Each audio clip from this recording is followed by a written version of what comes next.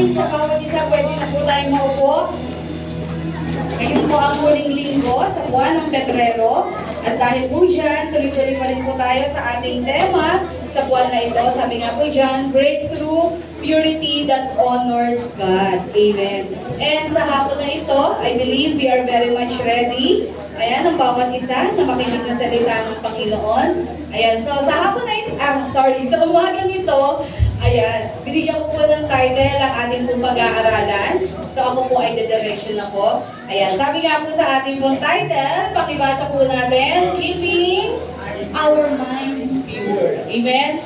So sabi nga po doon, ito po ba ay task ng isang Christian na siguraduhin natin o panatilihin talaga natin, na i-ensure talaga natin na yung isipan talaga natin ay nag-entertain lang ng mga bagay na nakakapagbigay ng karangalan sa Lord.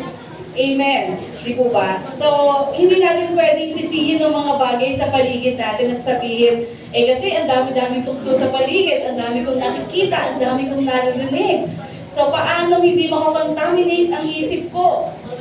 Pero one thing na natutunan ko is, sabi nga po doon, para mapanatili natin yung pagiging pure ng isip natin, sa kabila ng napakaraming ini-inject ng ng mundo, ng kaaway sa atin, na-realize ko na intentional kasi ang pagpapanatiling pure ng isip natin. Lalo na kung tayo ay mga Kristiyano na. Amen? Tayo ay mga Kristiyano na, tayo ay pinatawad ng Lord, and most of all, in-empower na tayo ng Panginoon. Amen po ba? Ibig sabihin, meron tayong karapatan at kakayahan na alin po, na mag-resist sa mga bagay na alam natin pwedeng ma-contaminate yung isip natin at pwede natin i-accept yung mga bagay na alam natin makakabuti at makakapagbigay parangal sa Lord. Amen? Ayan. Kaya sabi nga po sa umagang ito, keeping our minds pure. Napakahalaga po yan. Amen? Ayan. Sabi nga po sa salita ng Panginoon in Philippians chapter 4 verse 8, sabi po dito ni Apostle Pablo, finally, brothers and sisters, whatever is true, whatever is noble, whatever is right, whatever is pure, whatever is lovely, whatever is admirable, if anything is excellent or praiseworthy, think about such things. Amen? So basically, doon sa binasa natin sa verse 8, wala tayong nakitang nega doon. Amen? Yun ay mga positibong bagay, mga bagay na magdudulot sa isip natin, hindi para magkasala sa Diyos o talikuran ng Lord, kundi mga bagay na tutulong sa atin para talagang mabigyan ng kapurihan ng Panginoon. Amen? So sabi noon, basically, isipin natin ang mga bagay na mabuti. Yan, ang mga bagay that is associated sa ating Diyos. Amen. Kaya sabi nga po doon, tayo po ay magtutuloy-tuloy na. Dalawang bagay lang naman po yung nais ko pong i-share. But before that, sabi nga po doon, ang daming bagay sa mundo ang talagang nagko-contaminate sa atin. Di po ba? Ayan, sa isipan po natin. Wherever we go, ayan, sa online, sa social media, napakarami. Sabi nga po doon, there are thousands of informations. Ayan, everyday na nagagather ng mind natin. Amen? Ang dami natin nakikita, ang dami natin naririnig. Di po ba? Minsan nakikimarites ka na nga eh. Kahit hindi mo naman usap yun at hindi ka naman kabilang doon, medyo malakas ang boses ng kapitbahay mo, medyo na-curious ka. Diba? So, umpisa, wala na namang mag-iintindi doon eh. Pero parang interesting na nangyayari doon. Di naman tayo yung isip natin. Kumbaga, hindi naman natin business yun, pero tayo. Hindi man tayo naki-join sa kanila, pero nakinig tayo. So, may mga bagay-bagay tayong nalaman. Ang dami nating nababasa. At ito yung katotohanan. Hindi lahat ng bagay na nakikita, naririnig natin, napapanood natin, napabasa natin, ay mga bagay na makabuluhan. Most of all, hindi lahat ng bagay na ito ay talagang maglalapit sa atin sa Diyos at maglalayo sa kasalanan. In fact, a lot of information sa paligid po natin ay mga information na nag-lead sa atin away from God. Amen? Nagtuturo sa atin to sin. Nagtuturo sa atin maging matigas ang ulo na sumuway. Yan, kaya nga po sabi po doon, ang daming bagay sa paligid natin yung talagang nagko-contaminate ng utak natin. And to the point that it affects our faith. Kaya pumapasok yung takot, pumapasok yung pagdududa, ano pa po? Yan, pumapasok ang tukso and yung kamunduhan. Kasi ito naman talaga ang goal ng kaaway. So kahit tayo po ay Christian na, pero since nandito pa tayo sa mundo, so hindi talaga tayo exempted sa mga informations na ito sa paligid po natin. Kaya sabi doon, paano ba natin maiiwasan itong mga impurities na ito para mapanatili natin yung isipan natin na pure? Yan. By the way, gaano ba kahalaga that we maintain our minds pure? Kasi we should remember, lahat ng ginagawa natin, decision natin, kinilos natin, lahat yan ay nagsisimula sa isip natin. Kaya kapag ang isip natin ay madumi, kapag hinayaan natin makontaminate ang isip na iyan, of course, ang maduming isip, ang ilalabas niyan, maduming gawain din. Amen. Pero kung malinis ang isip niyan, of course, sure, hindi yan gagawa ng bagay na ano po, na pangit, yan, or ng bagay na pwedeng magbigay ng ano po, ng kalungkutan sa ating Panginoon. That's why lahat nagsisimula sa isip po natin. Amen? Alam nyo, lahat ng ginagawa natin, bago natin gawin yan, hindi natin pwedeng sabihin na bigla lang ako, ginawa ko lang ito, di ba? Na parang hindi ko alam ang ginagawa ko. No, alam natin ang ginagawa natin. At lahat yan ay ano, inalagaan natin sa isip natin. Di po ba? Kaya nga minsan, hindi mo naman kailangan mainis sa isang tao, pero naiinis ka, pero totoo, wala naman siyang ginagawa sa'yo. Bakit? Because you entertain negative thoughts sa isip mo about that person. Na ikaw mismo, hindi mo naman na-witness yon. Kaya minsan, mahirap po talaga yung nakikinig ko kani-kanino. Amen? Na pag sinabing si ganito, ganyan. Ayan, yan yung ano danger ng gossip. Di po ba na si ganito, ganyan? Kasi hindi naman totoo kadalasan dyan. Di po ba? Syempre, ikaw, ang mind kasi natin, vulnerable yan Pag hindi ka talaga mapagbantay at hindi talaga malakas ang pananampalataya mo sa Panginoon and you cannot contain or control your mind, it's easy for us to be gullible. Paniniwalaan mo lang yung lahat ng maririnig po. Talaga, ganun. Kaya minsan, kahit wala pa, kahit hindi mo nakakausap, parang meron ka ng image doon sa tao. Di po ba? Kasi nga po, you entertain yung mga ganung thoughts. Kaya alam nyo, yung isip natin, unang-unang dapat i-shield natin yan. And make sure na hindi makapenetrate ang mga impure thoughts, ang mga impure things sa isip po natin. Kaya doon, paano ba tayo nagre-remove ng impurities sa chemistry? Di ba? Ano bang tinuturo sa atin? Paano daw ba nagre-remove ng impurities? Ano ba yung mga processes? Number 1, sabi nga ng chem teacher ko, filtration. Ayan, tayo nag-filter. Pangalawa, ano pa? Yung mga iniinom nating tubig, yan po ay nag-undergo ng distillation. Di po ba? Kaya kayo, nung araw, kahit sa poso, pwede na Naabutan ko ba yung mga panahong yun na umiinom kami sa poso? Di ba? Parang hindi pa uso noon yung mga yung mga nawasa, ganyan. Baka isipin nyo, sobrang luma nun. 90s yun. Pero meron na. Meron nang nawasa, pero parang hindi lahat. Kasi may tangki kami sa bahay noon Ayan, so sa poso kami umiinom. Pero ngayon, di ba, medyo masasela ng mga tiyan. Kailangan naka-mineral na. Kaya kahit pag kumakain sa labas, hindi ka sigurado kung yung sinuserve sa'yo. Purified water ba yun? So, o-order ka. Ayan, so yun, distillation yun. Yan, nag-undergo ito ng process of distillation. Ano pa? Centrifugation. Naalala ko ito sa chem namin. Ayan. Yung pinaiikot ng matagal, ng mabilis, tapos maghahati. Yan, kasi nga nagkakaroon ng separation. Yan, pero sa umagang ito, ang pag-aaralan natin is about filtration. Okay, what is the process of filtration Yan, so pag-aaralan natin yung pag-filter ng isipan natin. Amen? Yan, kasi nga sabi nga po doon, in order for us to keep our minds pure, kailangan naroon tayo ng mag-filter ng lahat ng data, information. Yan, tons of information and data sa paligid po natin. So, dalawang bagay po. Letter A, ano po ang sabi dyan?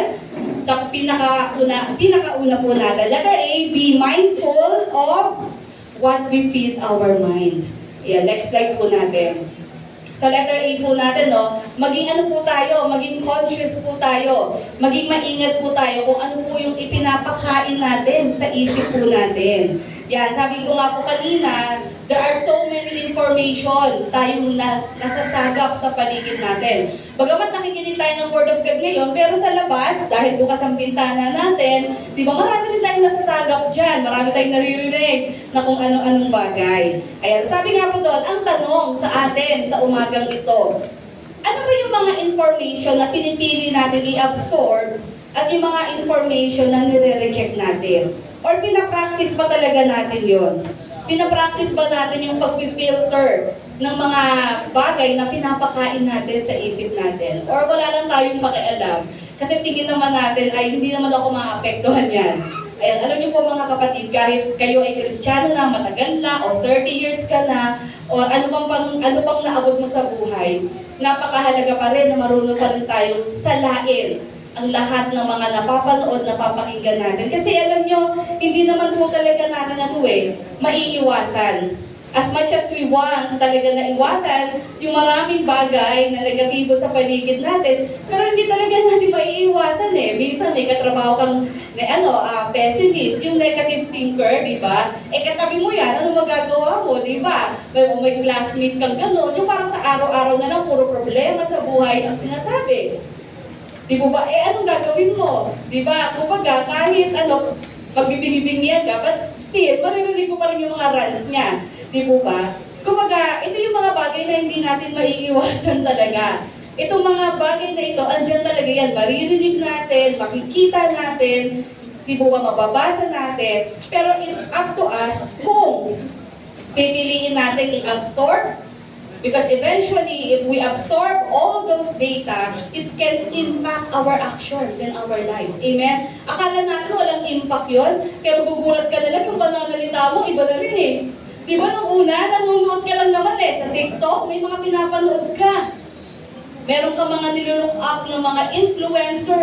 Pinapanood mo lang naman sila kasi na-entertain ka. Aba nagulat ka, binabanggit mo na rin yung salitang sinasabi nila. Di ba? So nakita nyo, kasi gano'n nag-work ang mind natin. Because every day, nanonood ka sa mga taong ito, sa mga influencer or mga personalities na ito, eventually, na-adapt mo yun.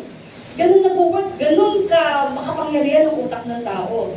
Kaya nga po, napakahalaga sa atin na piliin natin ano ba yung ipapakain natin sa isip natin. Ano ba yung tatanggapin natin at ano ba yung i-reject natin. Kaya sabi sa Proverbs chapter 4, verse 23, pakibasa nga po natin, anong sabi po dyan? Above all else, guard your heart, for everything you do flows from it.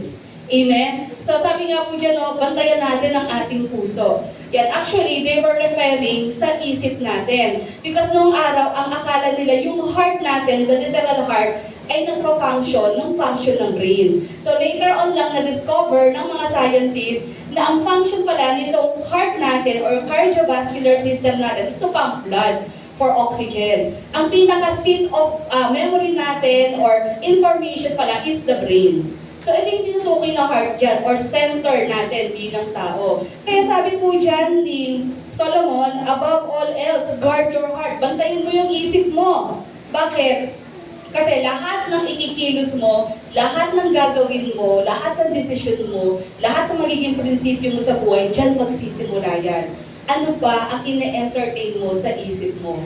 Ano ba yung mga bagay na inilalagay mo sa isip mo, yung mga bagay na pinapanatili mo dyan, eventually, di ba, kung ano man yung mga information na yan, magiging ganun ka. Yan. Kaya nga sabi dito, bantayan natin ang ating mga isip. Sabihin mo nga sa katabi mo, bantayan natin ang isip natin. Yan. So parang katulad sa puso natin, sa literal heart natin. O sige, balik tayo sa heart. Ayan. Ano ba yung mga bagay na ano lang to health, ano lang to sa atin? Advisory. Ano ba yung mga bagay na pwedeng makasira ng puso natin? As in literal na, yung puso natin. Yan, pag tayo ay mahilig sa maaalat na pagkain. Diba? Ano pa? Kapag tayo ay mahilig sa mga processed food, sarap kasi ng kusino, sarap ng hotdog. Ayan. Ano pa ba? Yung mga processed food. Ayan. Okay lang kumain lang, paminsan-minsan lang. Diba? Ayan, kasi yung mga Pinoy mahilig sa mga silog. Di po ba? Pag ito yung mga foreigner, di nila in-order yan, mga bread, mga fruits. Ang mga Pinoy, hanap, di ba? Tapsilog. Masan yung mga long silog. Di ba? May spam silog na. Lahat na lang na pwedeng idikit sa itlog. Di po ba? Pero yun nga, actually, yung mga food na yun, lalo yung mga processed food, kasi nga madaling lutuin eh. Pero ang nakakatakot kasi, kaya po nitong sirain yung literal na puso natin. Ano po, fast food, yan. So kapag araw-araw, puro fast food, nakakasira din yan ng puso natin. Ayan, so ano yung dapat natin ipakainin? O diba? Para naman magkaroon tayo ng healthy heart. Ayan, so kumain tayo ng mga food na rich in good cholesterol. Yan, yung mga fish mostly. Salmon, tuna, ayan, rich in omega-3. Diba? Ano pa? Siyempre, kumain tayo ng mga green leafy vegetables and fruits. Di po ba, hindi puro meat. Yan, hindi puro oily foods. Kain din tayo ng mga gulay, kain tayo ng mga prutas. Balanced diet ba? Ayan, para magkaroon tayo ng healthy heart, diba? At maiwasan natin ang ano po, mga cardiovascular diseases. Ayan. So ano lang na yan, health advisory lang, at siningit ko lang naman yan. Sabi nga po doon, next slide natin, our heart sets the course of our life. Ito po yung ibig sabihin ng Proverbs 4:23. Depending on what we feed it, it can either lead us towards the path of purity or sin that destroys our soul. Amen? Sabi nga po doon, no, depende sa kung ano po yung feed natin sa isip po natin. Dalawa lang yan. Either makapalapit tayo sa Lord, iiwas tayo sa pagkakasala, o wawasakin natin yung kaluluwa natin, or i-destroy natin sa patuloy na pagkakasala. Kaya, maging maingat po tayo sa mga impormasyon na ipinapasok natin sa isip natin. Sabi niya doon, ano ba yung mga bagay na tinatry ng mundong i-feed sa isip natin? Number 1, negative thoughts. Amen. Ano po yan? So yun nga, sabi ko kanina, the world is trying to inject, ano po, yung takot, yung pagdududa, anxiety, na ano po, na nagiging daan para, ano po, mawala yung pagtitiwala natin sa ating Panginoon.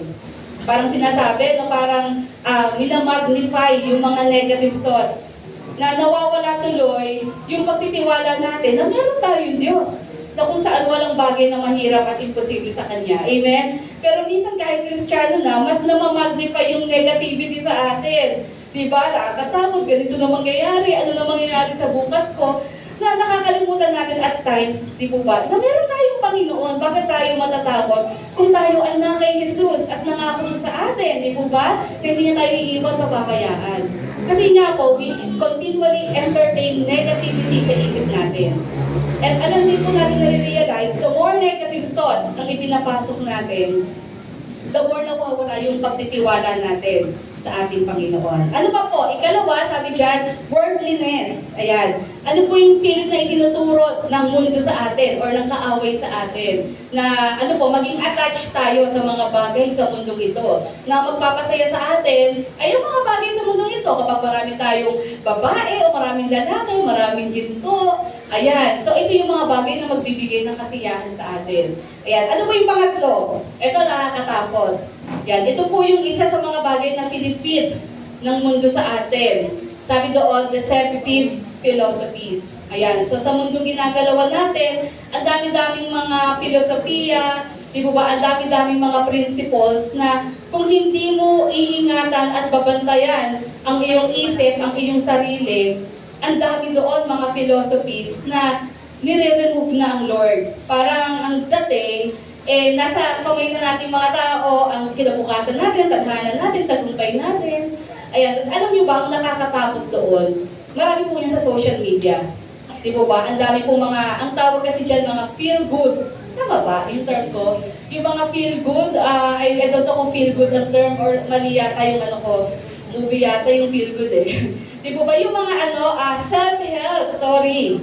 Yung mga self-help na mga books. Noong araw kasi libro lang yung mga self-help. Marami yan eh. How to be happy, how to gain friends. Okay lang naman yun. Actually, kung babasahin mo yung mga yun, okay lang naman din. Pero sabi ko nga, may kulang sa lahat ng iyon. How to gain friends, how to be happy, how to maintain a good marital relationship. Kung babasahin mo siya, maganda naman.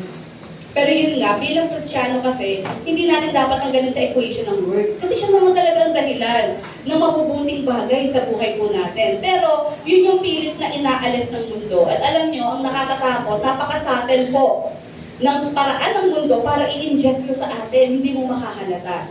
Yan. Pero kung ikaw po talaga ay Kristiyanong malalim sa salita ng Lord, madidiscern mo yun. Na parang, okay, maganda. Kung tutuusin, maganda yung message. But the problem is, parang rely sa sarili. Nagre-rely sa sariling strength, sariling power na ma-accomplish natin to sa sarili lang natin. Na tinatanggal na ang, ang Lord. Na talagang siya ang dahilan para maging maayos ang lahat ng bagay.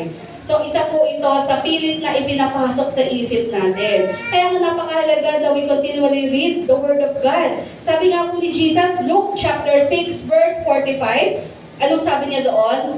Yan. Madali naman po itong intindihan, itong verse na ito. A good man brings good things out of the good stored up in his heart. Natural, ang isang tao na puro magaganda ang naka-store sa isip niya, natural, maganda din yung mga bagay na makikita mo sa kanya, nalalabas sa kanya. And an evil man brings evil things out of the evil stored up in his heart. Kaya sabi po ni Jesus, for the mouth speaks what the heart is full of. Kaya sabi doon, tulak ng bibig, gabig ng dibdib. Yun po yun. Kaya ang isang tao, kung ano po yung laging lumalabas sa isip niya, ibig sabihin, punong-puno siya nun. Di po ba? Kaya alam niyo, malalaman mo rin talaga, minsan, ang personality ng isang tao depende sa kung ano yung laging lumalabas sa kanya. Kung laging reklamo, di ba, laging parang nakikipag-away, di alam mo na. Itong taong ito, wala na ibang ginawa, kundi mag-isip ng mga pangit. Kasi puro reklamo, puro makikipag-away, na kapag may konting tension, dadaan agad sa taas ng boses. Ibig sabihin, medyo madilim ang nasa puso ng taong ito, kasi parang lagi siyang galit. Pero kapag yung tao, parang nare-refresh ka pagkausap mo siya, nabe-bless ka, meron mo bang ganon? May tao po kayo na pag nakakausap nyo, parang ang saya nyo, pero nawawala yung saya nyo. Ayan, kasi parang ang aga-aga, di ba, paglapit sa'yo, puro agad kwento ng mga negative. Di po ba? Ang hirap no? Pero di maiwasan yun ganun talaga So sa Christian, anong gagawin mo doon? Kailangan talaga yung strength and power ng Lord. Lord, help me na talagang, yung masala ko itong mga information na ito na hindi maganda. Pero syempre, wag mo rin namang iwasan yung tao yun. Mali mo, ikaw instrumento ng Lord sa kanya. Diba, ilin mo siya sa Lord para maalis o mawala yung mga ini-install niya sa heart niya na hindi tama. Ayan, kaya siya ganon kasi may pinaghuhugutan yon. Hindi maganda yung laman ng isip niya. So, maaari may trauma siya, maaari may pinagdaanan siya, hindi maganda ang loob ng tahanan niya. Maaari yung mga tao sa paligid niya sa tahanan niya ay puro ganon, so naging ganon din siya. So, maging way din tayo para pagpalain din yung kapatid natin. Pero wag tayo magpapa-apekto. Ang mahirap niyan, yung tayo mag-carried away ng ganon. Di po ba? Pero may mga tao, nasa kabila ng problemang pinagdadaanan nila, di po ba, nararamdaman mo yung nabibless ka pa rin sa kanila.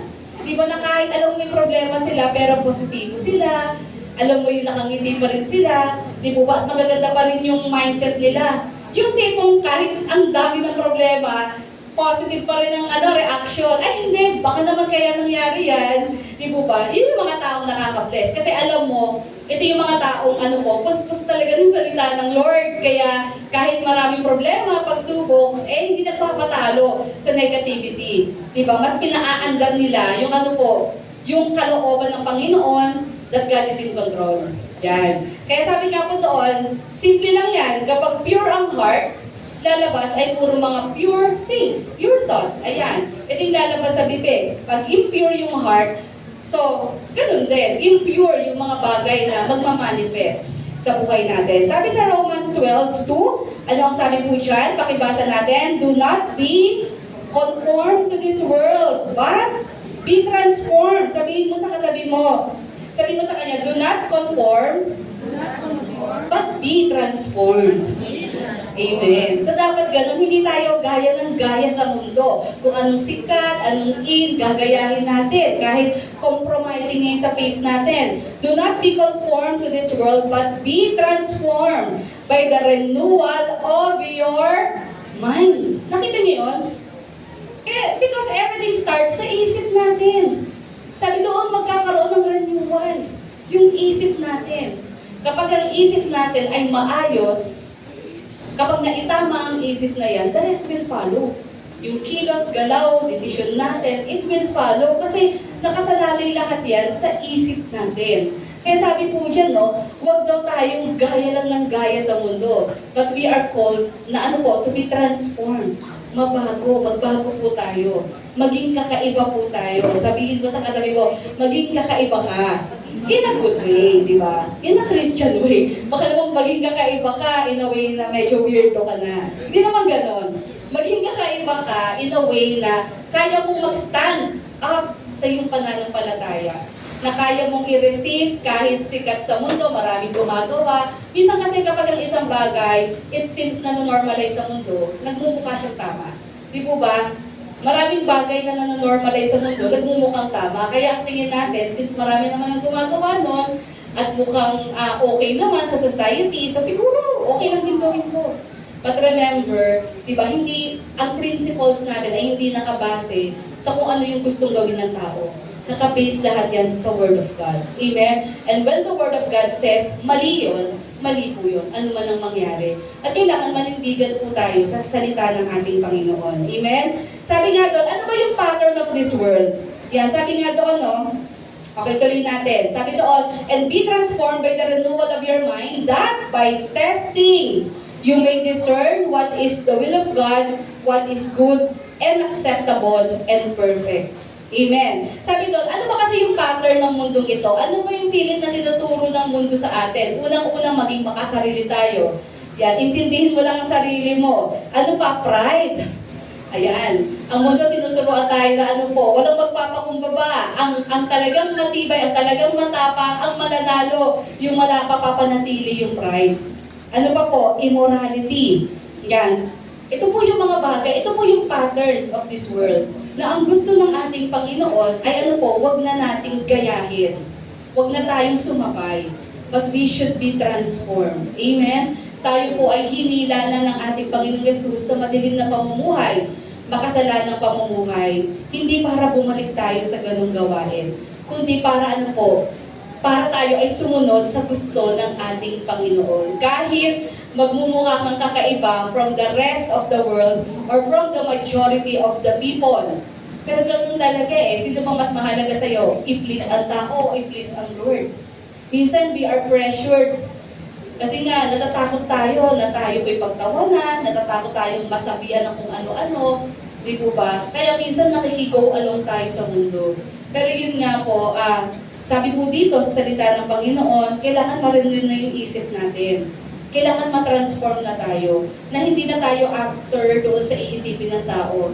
Mas dapat after na tayo sa iisipin ng ating Panginoon. Sabi nga doon, transformation through the renewal of our mind or yung heart natin is the key to resist conformity to the world. Ayan, so sabi nga doon, ang mundo po ay patuloy tayong pinipressure na umayon sa ideolohiya nito. And most of the ideologies na ini-inject ng mundo sa atin ay mga bagay that is against the will of God. Alam nyo, kung tayo po talaga ay nagbababad sa salita ng Panginoon, madi-discern nyo yun. Imposibleng hindi nyo manonotice yun.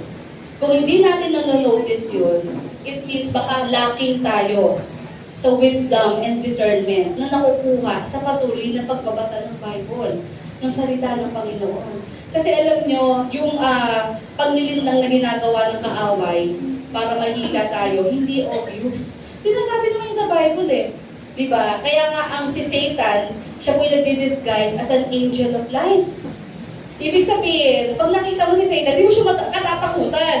Kasi pag matatakot ka sa kanya, paano kanya malilid sa kanya? So ang gagawin niya, magdi-disguise siya na magmumukha siyang maayos siya, magandang intention niya sa iyo, pero ang totoo, diba, meron siyang masamang balak sa atin na tayo ilayo sa ating pong Panginoon. Kaya sabi nga po doon, huwag tayo magpapa-apekto sa mga ideologies po ng mundong ito. We should be careful, we should discern everything. At lahat ng mga nababasa, napapakinggan po natin, kailangan talaga na-discern natin yan. At paano madadevelop yung discerning spirit na yun? Patuloy tayong mag-aral ng salita ng Panginoon. Amen? Ayan, sabi nga po doon, ang dapat daw po nating baguhin, we cannot change the world. Amen? Andiyan na yan Sinabi na sa Bible na ang mundong ito pagdating ng due time, ay wawasakin ng Diyos. Because ang mundong ito ay nasadlak na sa pagkakasala. So we cannot change the world, but we can change how we perceive the world. Amen? Sabi doon, no, for us not to be contaminated by the world, we don't need to change the world, but how we perceive the world. Ano yung iniisip mo sa mundo? Kasi nga, hindi na natin mababago yung sistema ng mundong ito. Papunta na kasi ito sa pagkasira. Amen? Ika nga, meron na talaga itong meron na itong due time na kung saan talagang ito po ay huhusgahan at hahatulan na ng ating Panginoon. Ang kailangan natin baguhin, yung mga isip natin, kung paano natin nakikita ang mundong ito. Amen? Ayan, sabi nga po doon sa Psalm 119, verses 9 to 11. Sabi po dyan, how can a young person stay on the path of purity? Anong sagot po? Pakibasa natin. Medyo malinaw ba? Paano daw po ang isang young person, mananatili doon sa path of purity? Anong sagot? By living according to your word. Malinaw po, it's the word of God. Ito talaga ang weapon po talaga natin against against false teachings, di po ba? Against all the false information the world is trying to inject sa isip natin. Sabi doon, by living according to your word. Not just reading. Ano sabi dyan? Living. Sabi mo sa katabi mo, living. Sige po, sabihin niyo po, wala akong nakikita eh. Living the word of God. Amen? Ibig sabihin, ang salita ng Diyos, hindi lang binabasa, hindi lang tinitignan, kung hindi isinasabuhay. Sabi mo sa katabi mo, isinasabuhay. Sabi po dito no, verse 10, I seek you with all my heart. Do not let me stray from your commands. Verse 11, I have hidden your word in my heart that I might not sin against you. Amen? Anong ibig sabihin ng term na I have hidden your word in my heart? It means I am treasuring your word in my heart. Kasi kapag meron kang iniingatan, tinatreasure mo yan. Amen? Pag may isang bagay ka na tinatago mo, sinesecure mo, it means you're treasuring kung ano man yung bagay na iyon. Diba? So sabi doon, ng salmista, itinatago ko, I have hidden your word. Hindi po to nagiging selfish na akin lang. Kundi, ang point niya dito, I am treasuring your word. Sabi doon, that I might not sin against you. Kaya sabi nga doon, when we treat the word of God, next slide, as a treasure, anong sabi mo doon? Exalting its authority in one's life, it will function to keep us away from impurities. Malinaw po dito. Paano ba tayo mabubuhay with a pure mind? Paano ba natin mapapanatili sa grace ng Lord as much as possible? Ma-maintain talaga natin yung purity ng isip natin. Dapat i-treasure mo ang salita ng Lord. Gaano ba kahalaga ang Word of God sa atin? Ang Word of God ba sa atin ay gusto lang natin ito kapag suited ito sa gusto natin? Paano kung hindi na ito suited sa gusto natin? Paano kung kino-correct at nire-review na tayo dito? Diba? Suited pa rin ba ito sa atin? When we say, I treasure God's Word, it means, ano man yung function nito sa akin, kahit halos masaktan ako dahil sa sinasabi ng Word of God, diba? Para lang i-correct ako, tatanggapin ko iyon. Ibig sabihin, when we say, I am treasuring the Word of God in my heart, it means kinikilala mo ang authority nito sa buhay mo. Na alam mo, more than anything else, ang salita ng Diyos, ito yung sinusunod mo sa buhay mo. Non-negotiable ito. Na kahit anong ipilit ng mundo na ipagawa sa'yo, but kung against ito sa principle stated in the Word of God, then, of course, pipiliin natin ang salita ng Lord. Kasi treasure ko yun eh. Yun ang pinakamahalaga sa akin. And surely, ang Lord naman, ang salita niya, wala naman siyang inilagay dito para i-provoke tayo na magkasala. Amen? Meron po bang mga katuruan nilalagay ang Lord dito para tayo po ay ma-entertain natin yung impurities? No. When we read the Word of God and apply it, live it out sa buhay natin, tayo po kakayanin po natin na magkaroon, ma-maintain, di po ba, as much as possible, or mananatili ng pure mind. Amen? Or yung purity ng isip natin. Sabi nga po dito, no, May nabasa ko, I just forgot kung sino po yung preacher na nabasa ko dito. Pero ang ganda sinabi niya. Sabi po doon, your mind is the controlling influence over your conduct. So you need to make sure it is directed by truth. Amen. At ano pong sinasabi? Ano ba ang katotohanan? Kung ganun ka-powerful ang isip ng tao, sabi niya, siguraduhin mo na ang nagdadirect dito, sabi nga po doon, ay katotohanan.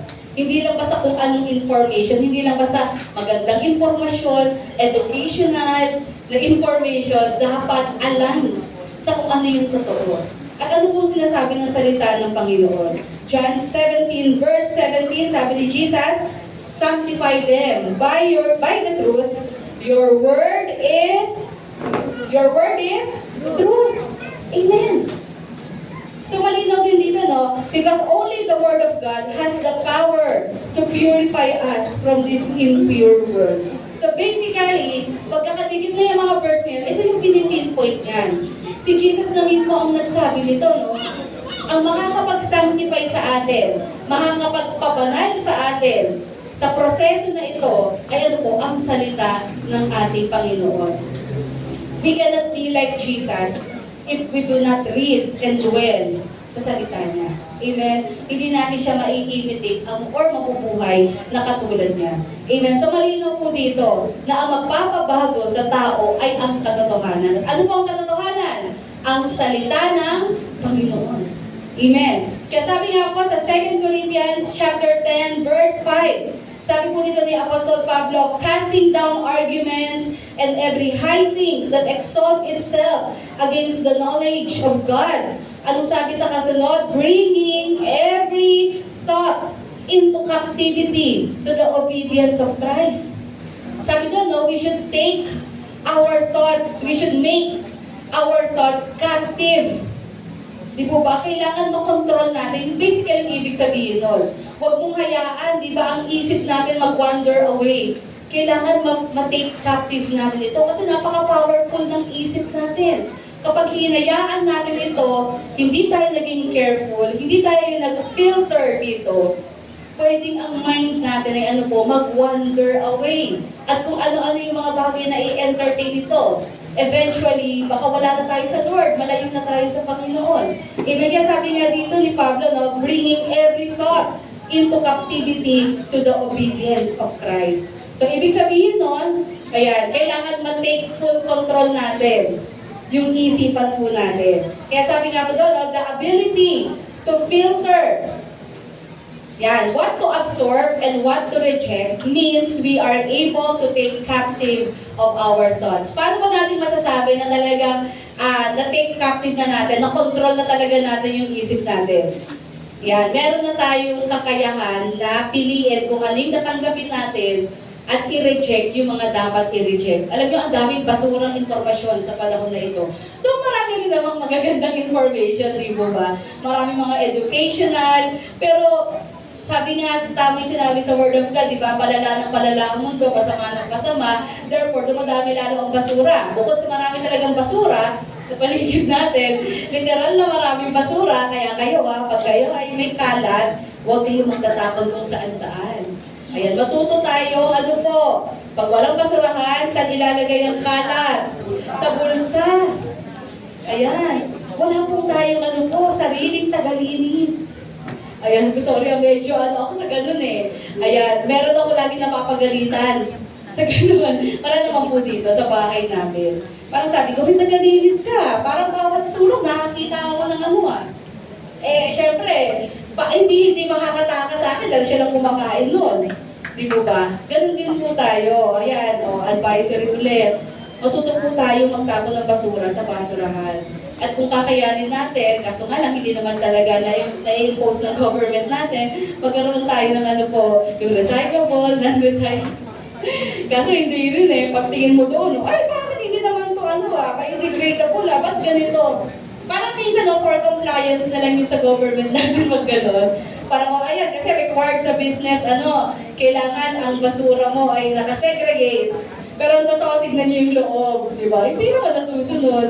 Sabi ko kung nasusunod lang ito, di ba? Ayan. Pero yun nga, basura mo, itapon mo. Ayan. So tayo din, kailangan marunong din tayo or kaya nating piliin yung mga bagay na dapat nating i-absorb, i-entertain sa thoughts natin. At dapat alam din natin kung paano mag-reject.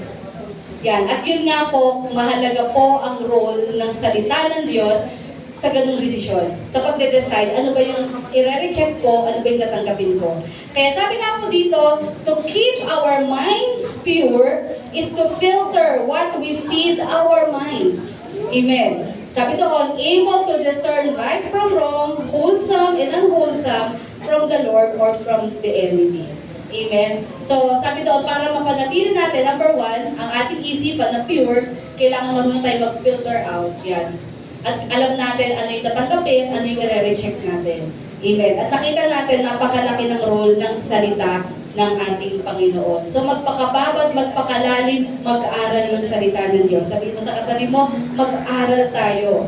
At i-enjoy natin ang pagbubulay ng salita ng Lord. Hindi na mag-aral, isang pamuhay natin. Sabi mo naman sa kabila, isang pamuhay natin ang salita ng Panginoon.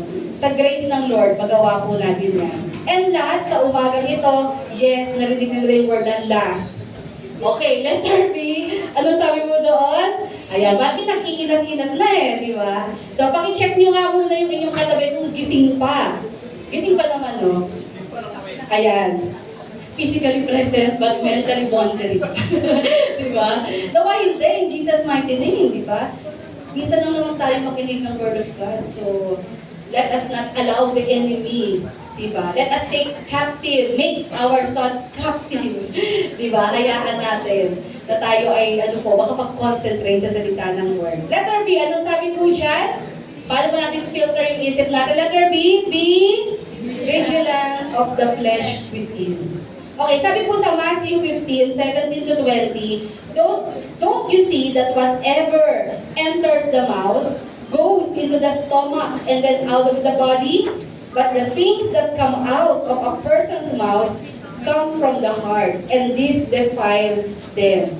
For out of the heart come evil thoughts, murder, adultery, sexual immorality, theft, false testimony, slander. These are what defile a person, but eating with an unwashed hands does not defile them. So, brief lang. Bakit po ito nasabi ng Panginoon? Kasi ito yung time na yung mga religious leaders, they were accusing yung mga disciples na, tingnan mo yung mga disciples mo, they're not washing their hands, kumakain sila, ganyan-ganyan.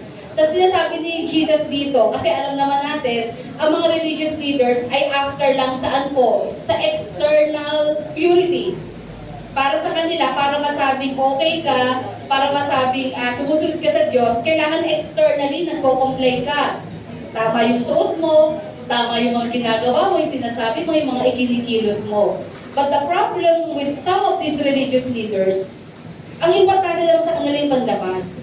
Ang pinapoint ng Lord dito, anong saysay, kung maganda nga itsura mo panlabas, mukha kang maayos, mukha kang matino, mukha kang mabait, pero kulog naman yung loob mo. Pwede mo ba yun? Mukhang maayos, mukhang matino. Di po ba yung labas? Wala, okay na okay. Pero totoo po ba yun? And possible kaya yun na ang kaibuturan naman ng puso ay punong-puno ng malis. Punong-puno ng negative thoughts. Punong-puno ng negative sa ibang tao. Bulok, ika nga. Yes, ito yung pinipinpoint ni Jesus dito. Ang point niya dito, kanina, doon sa letter A, na yung mga, na dapat i-filter natin yung mga information na kukuha sa labas. Pero dito, sinabi ni Jesus, yung kasamaan din ay hindi lang nanggagaling sa labas. Meron siyang sinabi dito na isang katotohanan, na ang puso nating mga tao ay by nature, makasalanan. Kaya nga sabi niya dyan, out of our hearts come, yung mga bagay na hindi tama. Diba? Sabi mo doon, evil thoughts, murder, adultery, sexual immorality, etc. So, ibig sabihin, ganito nakakatakot itong mundo ginagalawan natin. Di ba? Bukod sa mga information sa labas, yung puso nating mga tao ay masama. By nature, ito po'y masama. Kaya sabi nga po doon, di ba? Our hearts are by nature, next slide, impure. Amen. Totoo po yan. Ano bang sinasabi ng Word of God?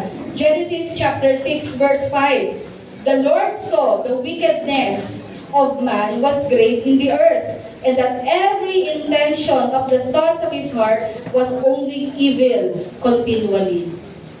By nature, masama po ang tao. Kaya nga tayong lahat kailangan natin ng tagapagligtas. Kailangan natin ng tagalinis ng mga kasalanan natin. Kailangan natin na magpapalaya sa kasalanan. Because we cannot do it all by ourselves. Wala sa ating may kakayahang gawin yon. And praise be to God, because of our Lord Jesus Christ, naparito siya sa mundo, He gave His life, He died on the cross, para siya yung maging pambayad ng mga kasalanan natin. Kasi nga by nature, masama ang tao. By nature, sakim ang tao. By nature, ma-pride tayo. Kaya tingnan nyo, kahit Christians na tayo, pero minsan, yung mga bagay na yan, medyo pag hindi natin binantayan ang sarili natin, medyo sumisingaw pa rin. Kasi yun yung natin ito yung naturalese natin. Di ba? Because sabi nga doon, babalikan natin Genesis chapter 3, nagkasala ang tao, ang mundo ginagalawan natin, na-contaminate tayo, na-corrupt yung nature nating mga tao. At bit-bit natin ang kasalanan. Pero yun nga po, salamat po dahil hindi tayo nanatili doon. Kung tayo po itatanggap at kikilala sa ating Panginoong Yesus, tayo po ay kaya niyang palayain doon. Bagamat minsan ang kasalanan ay gustong makaisa ulit sa atin, pero as a Christian, ito yung difference na natin. Kaya na nating mag-resist. Kaya na nating hindian ng kaaway. Unlike noon, na talagang nag-e-enjoy tayo ng magkasala. Amen? So dito, sabi nga, our hearts are by nature impure. Sabi doon, Romans 3:23, ano pong sabi doon? Pakibasa po natin, for all have sinned and fall short of the glory of God. Ang lahat ay nagkasala. Ang lahat po ay hindi nakaabot sa pamantayan ng ating Panginoon. Yan, sabi nga doon, dito po, malinaw sinasabi po ni Jesus sa mga religious leaders na bukod sa external defilement, ang puso nating mga tao ay by nature, marumi. Ayan. Kaya sabi nga po doon, the heart is the source of man's true character. Ayan. And therefore, of his purity or impurity. Ayan. Kaya sabi doon, Jeremiah 17 verse 9, ayan, ano rin po ang sinabi dito? The heart is deceitful above all things and beyond cure. Who can understand it? Ito yung problema natin mga tao. Ang problema sa atin, ang ating mga puso ay likas na makasalanan. Kaya sabi doon, ano kailangan natin? Kasi sinabi rin sa Jeremiah 17 na mapanlin lang ang puso natin. Amen. Kaya nga kung hindi pwedeng umaasa lang tayo sa iniisip natin, lahat ng plano natin, di po ba, kailangan align sa prinsipyo ng Diyos. Amen? So kung ano yung under sa will ng ating Panginoon. So ano dapat natin gawin? Next slide, sabi doon, we need a new heart. Kailangan natin ng bagong puso. A new heart that will breathe pure and God-glorifying actions. At ito yung pangako ng Lord from the Old Testament. Ezekiel 36 verse 26. Ito po yung pangako ng Panginoon. Sa Old Testament pa lang ito. I will give you a new heart and put a new spirit in you. I will remove from you your heart of stone and give you a heart of flesh. Kaya sabi nga doon, paano ba natin ma-achieve or na-achieve itong bagong pusong ito? Uulitin ko, this is the reason why Jesus came into this world. Para tayo mapalaya dito po sa ating makasalanang naturalese, sa ating makasalanang puso. That's why we need to be born again in the Spirit. Born again is not a religion. You cannot be saved by attending and being a member of a church. Born again is a supernatural action. Ibig sabihin, ito po ang pangungusap ng Panginoon sa atin. Na tayo po ay ang Lord, tayo po ay kinakausap ng Lord, magkaroon ng totoong encounter sa ating Panginoon. Totoong makilala mo siya, totoo talaga na maranasan mo yung pag-ibig niya. Ito yung born again. Ibig sabihin, mula sa ating old sinful life, tayo itatawid saan po? Sa buhay na ninanais ng ating Panginoon. Does it mean perfect na ba tayo? Kompleto na ba tayo? No, hindi pa rin.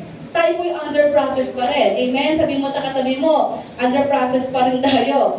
Kaya nga minsan, kahit Kristiyano na tayo, di ba? May mga attitude pa rin. Tama po ba? Accepted doon, di ba? ba? Minsan uma-attitude pa rin tayo. Baka naman kasi pagod, o baka nag-away na sila mag-asawa, o baka pinagalitan ng magulang. So minsan, uunawain na rin natin. Di ba? O baka hindi na pagbigyan, may hinihingi. Kaya minsan, di ba, medyo sumisingaw yung ugali. Pero yun nga, ang grace ng Panginoon, it is an ongoing process. Amen? Patuloy tayong nililinis ng ating Panginoon. At ang maganda doon, meron na tayong strength to say no.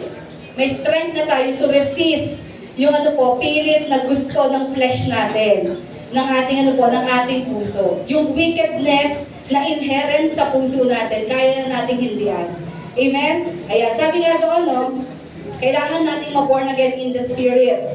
Yan, sabi nga po doon, and of course, pag na-born again tayo, sabi nga po doon, ayan, the Spirit will take over our lives.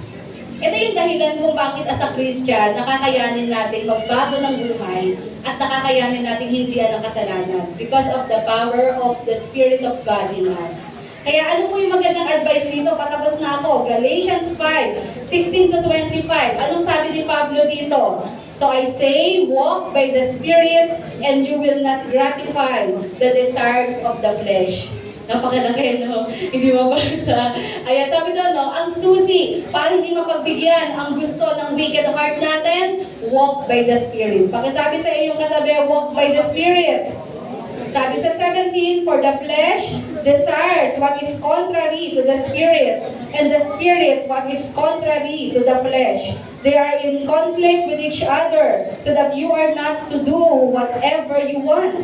But if you are led by the Spirit, you are not under the law. At sabi sa verses 19 onwards, dito talaga, binigay na ni Pablo yung malinaw. Sabi niya doon, paano ba masasabing we are being led by the flesh? Sabi niya, the acts of the flesh are obvious.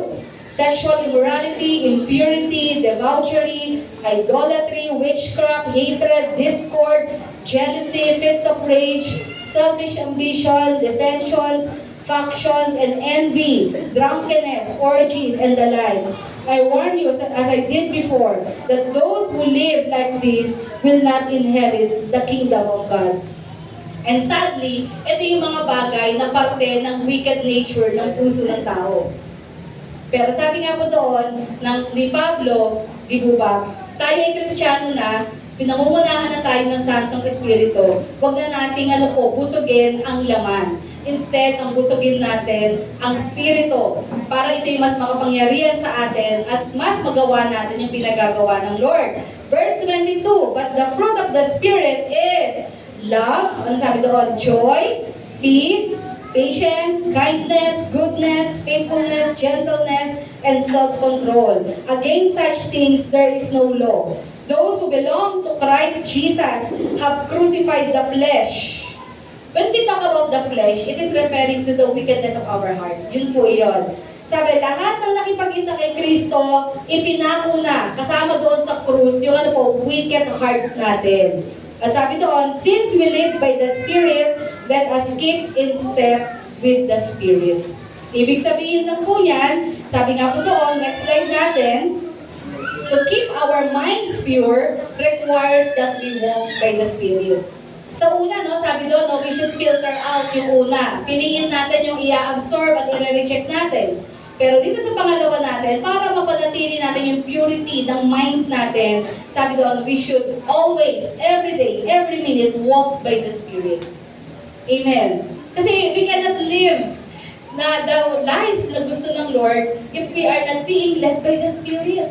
Amen. Kung saktong sa atin at saganang sa atin lang, hindi natin kaya dahil meron pa rin tayong tendency na gumawa ng mali. Kahit Kristiyano na tayo, may tendency pa rin tayo mahila ng wickedness ng heart natin. Kaya sabi doon, kailangan ma-lead tayo, mag-guide tayo, ma-lead tayo rather, ng Holy Spirit. Siya dapat ang mag-lead ng buhay natin. At sabi nga doon, it is intentional and conscious in our desire to obey God. Ibig sabihin, when we say walk by the Spirit, at pag sinabi natin intentional at conscious tayo, hindi po ibig sabihin niya na, Lord, tulungan mo na lang ako, hindi ko talaga kaya, gusto ko magbago buhay ko, bahala ka na, have your way in me. Pero wala kang gagawin. Hindi ka mag-aaral ng Word of God, hindi ka iiwas doon sa mga bagay na nagkukos para matempt ka lagi. Pag sinabi natin walk by the Spirit, it means nagiging aware tayo sa paligid natin. Di ba ba? Kung alam mo, ito yung mga bagay na nagiging daan ng pagkakasala mo, iwasan mo yan. And, sabi doon, alam mo yung mga bagay na i-entertain mo, mga daytime information na tatanggapin mo, na makakatulong para ma-lift up or ma-uplift ka spiritually. Amen? Kailangan intentional tayo dito. Na talagang decidido talaga tayo to live the life na gusto ng Panginoon. Amen? Ayan, hindi natin pwedeng sabihin, Lord, ako'y mahina, ako'y marupok, bahala ka na Lord sa akin. Wala kang deserve pag gano'n. Kapag talagang gusto natin sumunod sa Lord, magiging decidido po talaga tayo. Amen? I-relate natin yung sarili natin sa mga bagay na magpapalakas ng Spirit ng Panginoon sa buhay natin. Andyan lang naman siya, but the question is, hinahayaan ba natin siya mag-take full control ng buhay natin para ma-ilit niya tayo sa tama. And as we end, tayo po'y tumayo sa ating pagtatapos.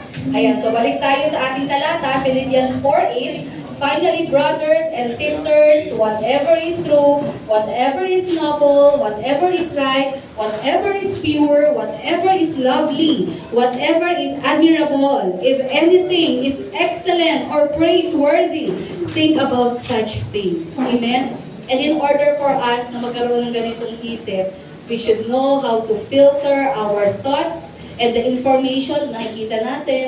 And yun nga, pangalawa, sabi nga po doon, we should walk by the Spirit to maintain yung purity of mind na yun. And Psalm 119 verses 9 to 11, nabanggit ko na rin to kanina at na-share, sabi doon, how can a young person stay on the path of purity by living according to your word?